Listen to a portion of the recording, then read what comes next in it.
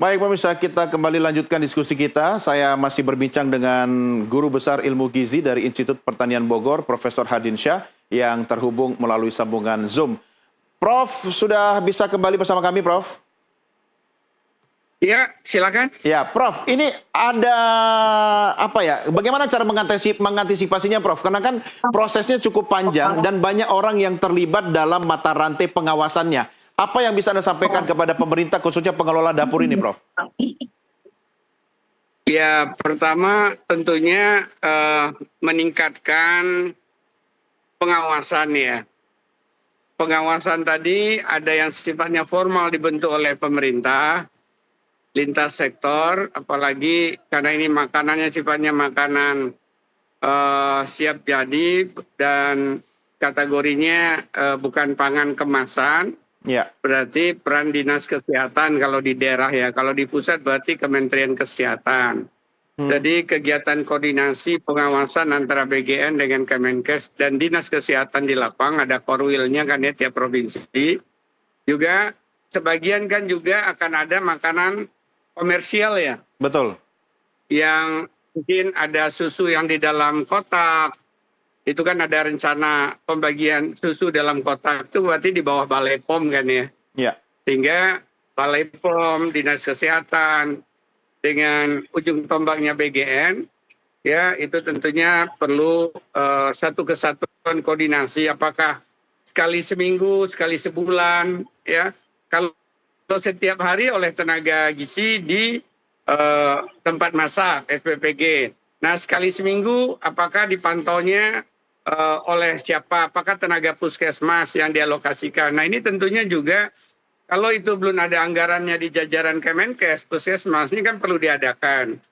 Ada kegiatan tapi kalau nggak ada dana pasti juga akan jadi problem. Nah ketika itu tadi sudah sampai ke sekolah, sekolah barangkali juga saya dengar memang belum ada dianggarkan untuk guru makan ya. Ya. Atau untuk kepala sekolah yang mencicipi misalnya diberi tanggung jawab. Ini kan berarti ada porsi yang harus dilebihkan, ya, sehingga itu ada anggarannya. Kalau enggak kan yayasan yang memproduksi merasa enggak cukup anggaran khawatirnya gitu ya. Jadi memang perlu ditelusuri dari awal. Ketika pengadaan itu kan ada sertifikat-sertifikat pengadaan pangan yang aman juga ya. Kalau pangan hewani ada NKP namanya ya. Ya, jadi termasuk tadi tempat masaknya tadi sertifikat ya, layak hygiene dan sanitasi tadi. Orangnya juga orang-orang yang di dapur itu tentunya juga tidak sakit ya. Kalau sakit tentunya jangan dipaksakan, harus ada pengganti ya. Nah ini juga tidak boleh ditolerir ya, jangan sampai tenaga masaknya sakit kemudian masih dipekerjakan karena nggak punya sistem cadangan. Begitu juga misalnya tadi ya, yang tenaga gizi yang mencicipi atau memulai tes organoleptik sehingga dinyatakan layak ya, aman untuk dibawa naik kendaraan misalnya. Jadi semua rantai ini perlu ya, ada pengawasannya. Prof, mungkin ada yang 3 bulanan, ada yang bulanan, ada yang tiap minggu, ada yang tiap hari. Ya, apa rekomendasi Anda, Prof, kepada pengelola dapur ini bahwa mungkin mereka bisa menggunakan bahan baku makanan yang memiliki kualitas gizi yang tinggi, tetapi memiliki daya tahan yang cukup kuat untuk ya dalam waktu tertentu misalnya, Prof. Apakah ada jenis-jenis yang bisa digunakan? Ya jelas, kalau bumbu-bumbu kan ada yang awet, garam, gula, tapi kan tetap harus dia ditutup tidak sampai kena uap air ya. Atau bawang misalnya bisa tahan beberapa hari. Tapi ketika pangan hewani, ya daging, ikan, daging ayam, atau daging giling, itu kan harus punya cold storage ya. Harus punya tempat pendinginan ya. Nah, bayangkan kalau 3.000 satu hari, itu berarti kalau menunya hari itu ada ikan, berarti kan ada 3.000 potong ya. 3.000 potong berarti berapa size cold storage harus disiapkan ya. 3.000 kalau dalam arti 1 kilonya 10 aja misalnya, itu kan kapasitas 300 kilogram ya. Ya itu baru untuk hari itu, yang padahal dia bisa mencadangkan juga untuk 2-3 hari biar enggak masalah kontinuitas supply-nya misalnya kan. Jadi perhitungan-perhitungan nih kalau ternyata datang ayam ya 600 kilo, cold storage-nya cuma ada 300 kilo, berarti kan itu ada kemungkinan ditaruh sembarangan misalnya. Nah ini menurut saya tadi pentingnya tadi sertifikat layak hygiene dan sanitasi bahwa peralatannya memang memenuhi persyaratan. Orangnya juga memenuhi persyaratan, tempatnya memenuhi persyaratan, lingkungannya memenuhi persyaratan. Untuk sertifikasi Gitu, itu Kak harus Doni. di-assess setiap waktu berapa lama, Prof, menurut Anda? Ya itu 1 sampai 2 tahun ya tergantung tingkat risikonya. Tapi Ya, kalau untuk dunia komersial sih 1 sampai 2 tahun nih. oke. Prof, Tapi kan apakah... ada pengawasan di dalam itu kan. Ya, Apakah sekali-sekali disidak, apakah cold storage-nya jalan, apakah listriknya cukup apa enggak. Jangan-jangan cold storage-nya gede tapi listriknya taruhnya mati gitu kan. ya. Prof, apakah untuk memenuhi standar gizi tertentu atau standar gizi minimum itu ada nilai ekonomis dari bahan baku? Saya khawatir dengan anggaran Rp15.000 per peks per anak itu tidak mampu mencapai angka minimum gizi yang diinginkan, Prof.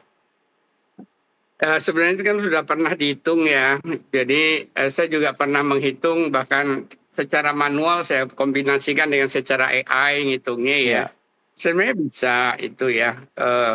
Yang penting kan tidak dibebankan memberikan susu setiap hari, apalagi setiap minggu. Karena yang paling mahal itu ya susu tadi. Tapi bisa sederhana Kak Doni bisa hitung deh ya. Beras misalnya 100 gram untuk masukkan 200 gram nasi sekali makan. ya, Itu kan berarti 10 kilo, 1 kilo beras yang bagus lah. Yang sifatnya partai besar ya 15.000, 1.500 untuk nasinya 200 gram. Kemudian ayam 1 kilo dipotong 8 misalnya, itu kan 125 gram ya, di luar dari kepala dan kaki kotorannya. ya, Ya, jadi paling nggak dia dapat 125-150 gram. Kalau ayam 1 kilo itu 30.000, udah saya mahalin lah. Tetangga saya cuma 25.000 1 kilo ya. Nah, itu kan kalau dibagi 8, berarti sekitar 3.500, 5.000. Yang mahal tuh lauk kan. Sayur paling satu porsi itu 500 perak ya. Kemudian ada bumbu-bumbu barangkali 500 perak. Kemudian ada apalagi bahan bakar ya dan lain sebagainya. Jadi bisa 10.000. Bahkan dia tercadangkan buah misalnya. Kalau jeruk isi 6 misalnya ya. ya. Sekarang katakanlah kalau jeruk dari Sumatera Kalimantan 40.000 1 kilo, isi 8, 5.000. Nah itu dia buah tadi yang mahal sama. Jadi kalau tadi misalnya 5.000 ditambah jeruk yang 6 atau 8 1 kilo, ya yang 4.000-an. Kalau partai besar kan bisa 4.000. Maka 10.000 tadi memang kan kalau upahnya kan lain lagi. Ya, Biaya kendaraannya kan lain lagi, ada lagi beyond dari 10.000 tadi. betul. Prof, saya ingin konfirmasi, artinya kualitas gizi yang diterima oleh peserta didik dalam satu pack makanan bergizi gratis ini sebenarnya tidak berkait langsung dengan kasus keracunan makanan yang dialami di beberapa wilayah, begitu Prof ya? Saya nggak bisa jawab itu. Yang saya bisa jawab bahwa 10.000 itu bisa untuk di Pulau Jawa. Kecuali soal distribusi nanti itu bicara akan beda ya. Ya, Di Papua, NTT, luar Jawa akan beda. Tapi tadi kita bicara bahan ya untuk di Pulau Jawa. Satu, bahwa ada, kan kita juga pernah dengar teori perilaku manusia ya. Kalau nggak ada pengawasan, maka ada kecenderungan manusia tadi berbuat salah. iya, Atau di dalam dunia korupsi kan manusia itu tend to be korup kalau nggak ada pengawasan. Ya, tapi saya tidak menghubungkan kejadian ini ya, karena saya nggak punya bukti. Tapi sifat perilaku manusia kalau nggak ada pengawasan ya cenderung korup ada begitu ya? berbuat salah untuk kepentingan diri. Ya. Oke, nah ini kan soal pengawasan, Prof. Tapi kan di setiap SPPG itu kan ada ahli gizi yang ditugaskan. Kira-kira untuk preventifnya bagaimana, Prof? Ya, ahli gizi itu kan nggak berdaya kalau dia kan yang memiliki itu kan yayasan ya. Oh, Dia statusnya kan pekerja di sana. iya. Jadi kita nggak bisa hanya seseorang. Ini kan kerja bersama nih. Ada 3 orang sarjana, ada 20 sampai 30 orang tukang masak, ada 1 pemilik yayasan, ada bendara yayasan, ya. Jadi ada Kompleks mitra sekali ya, Prof, ya? dari MBG kan di sini. Iya. Ya. Ketika ke sekolah ada guru, ya. Jadi bahkan bagus juga ya kalau ada pengawasan informal melibatkan orang tua. Di Bandung kan saya lihat di media udah demo orang tua dan guru ya. Iya. Harusnya guru dan orang tua itu bisa menjadi, ada satu tim terdiri barangkali 5 orang jadi pengawas. Bisa aja sekali seminggu mereka melihat atau bergiliran sekali 2 minggu ya, mengawasi secara informal maksud saya ya. Karena dia merasa ini anak saya akan diberi makan. Yuk kita tanpa ada sistem honor segala. Sifatnya voluntary ya, mengimbangi pengawasan formal dari pemerintah. Ya. Prof, ini ada beberapa contoh kasus. Bahkan kalau perlu kampus-kampus mahasiswa juga diberi kesempatan kan bagus ya. Iya, iya. Prof, misalnya begini, ada beberapa contoh cara kasus. komunikasi yang baik, jangan sampai nanti asal informasi aja keluar belum tentu benar. Jadi sistem komunikasinya harus ada diregulasi, jangan asal posting saja gitu kan. Iya, iya. Ditakutkan juga nanti malah menimbulkan kepanikan masyarakat karena berita bohong ya, Prof ya. Tapi Prof, misalnya begini, ada beberapa kasus di Jakarta misalnya karena kepadatan penduduk dan jalur distribusi yang sangat padat sehingga durasi perjalanan makanan dari dapur menuju ke sekolah itu membuat kualitas makanan jadi terganggu. Apakah Anda melihat ada potensi dari situ membuat peserta didik mengalami keracunan, Prof?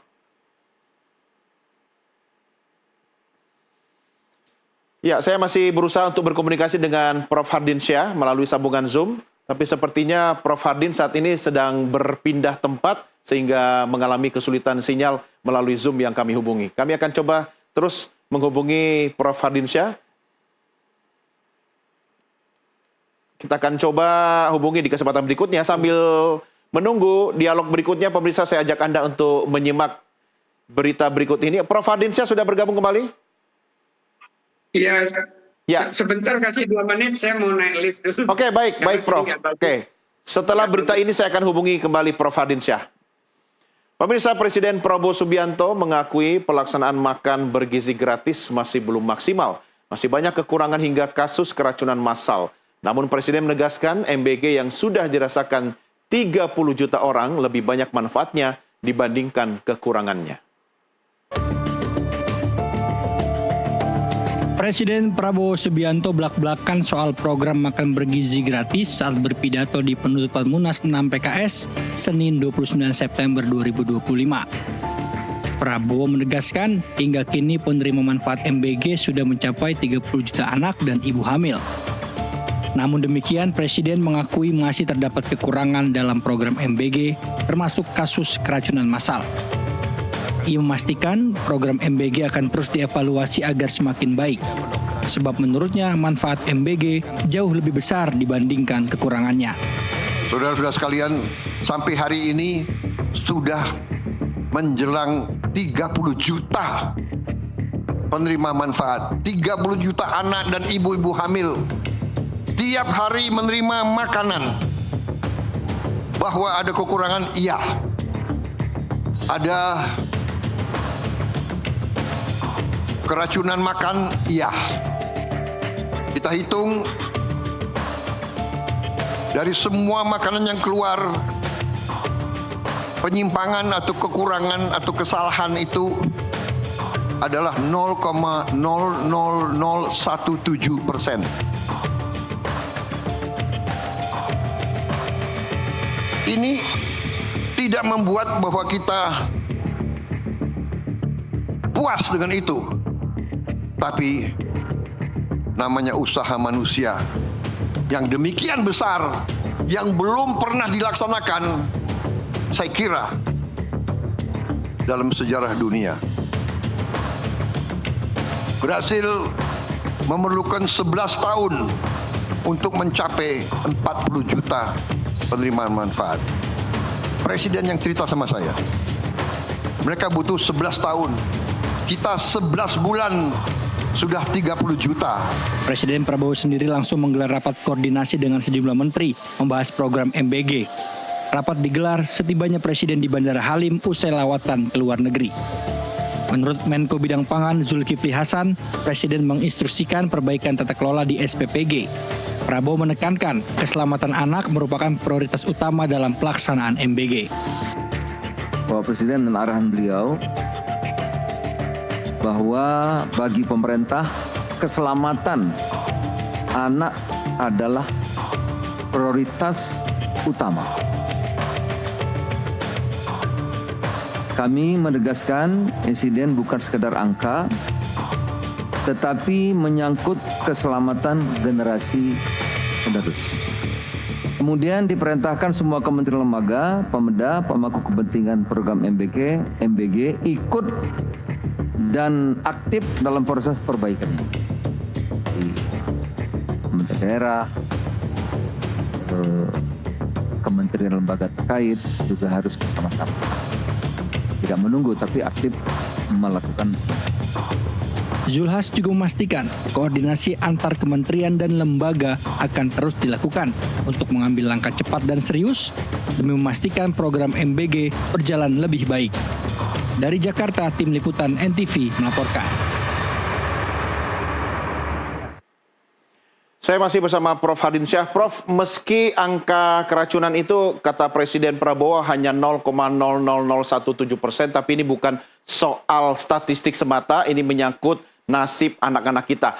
Kalau dievaluasi secara menyeluruh, dari mana mulainya dan apa yang bisa Anda sampaikan kepada pemerintah, Prof? Silakan.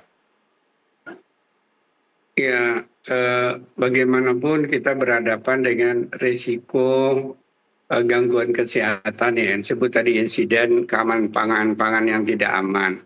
Risiko kesehatan itu bisa berlanjut pada risiko yang lebih parah lagi gitu ya, kalau itu dibiarkan.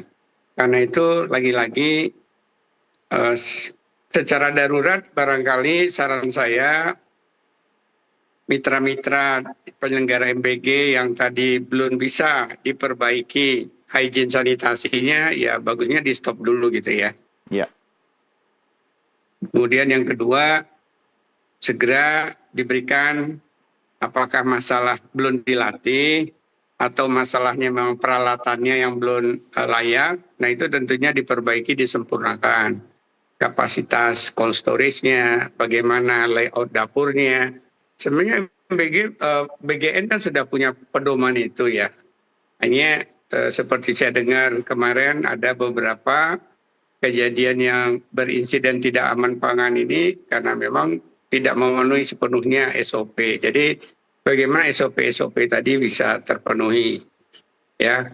Nah kalau soal tenaga tentunya SOP-nya juga kan sudah jelas ya, ada tenaga akuntan, ada tenaga gizi, ada tenaga sarjana lainnya, dan ada sekian puluh pemasak. Ya. Ini tentunya harus di-make sure dia punya keterampilan masing-masing sesuai dengan pembidangannya. Baik itu berkaitan kalau gizi, menakar jumlah nyusun menunya sehingga benar memenuhi 1/4 sampai 1/3 kebutuhan gizi harian, dan menjamin keamanan, bahkan nanti juga mengukur status gizinya bersama puskesmas di berbagai sekolah dan sasaran ibu hamil, ibu menyusui dan balita. Baik, Prof. Hadin, terima kasih sudah bersama kami. Sampai jumpa lagi dalam kesempatan, Prof. Selamat malam. Ya, pemirsa, demikian diskusi kami dalam NTV Prime Dialog. Jangan kemana-mana, kami akan segera kembali dengan beragam berita lainnya. Tetap bersama NTV Prime.